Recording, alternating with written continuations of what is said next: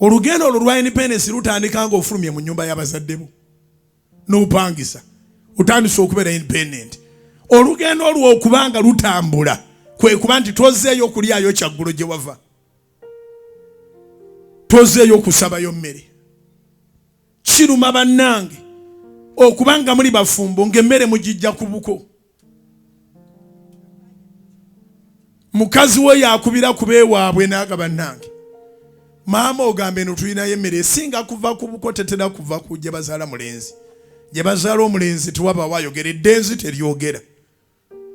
Naye abakyala bo boogera nti en'enjala etuli bubi, maama n'amutisalira ku ttooke n'aliyuzaako. Eyo independence naye banfu.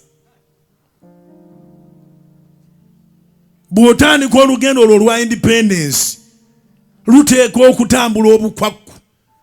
Eno bwe wandibadde okubira nti bakuweereza ekiwagu ky'ettooke, gw'obakubira n'obaga nti ow'ettooke anaatera okutuuka awo.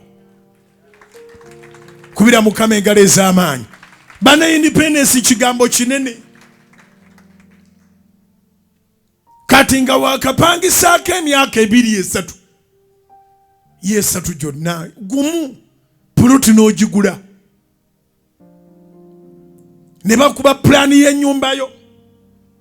Independence ng'etambula bulungi, omulimu gwe baakuwa n'oguzaazaamu emirala, n'osigala ng'ojjayo omusaala naye nga naawe ate olina boowa emisaala.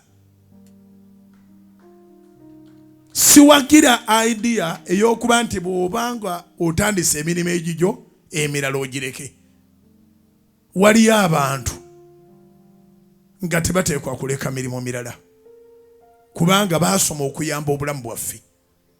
Saagala dokita atandike supermarket oba atandike clinic alekeraawo okubeera emulago.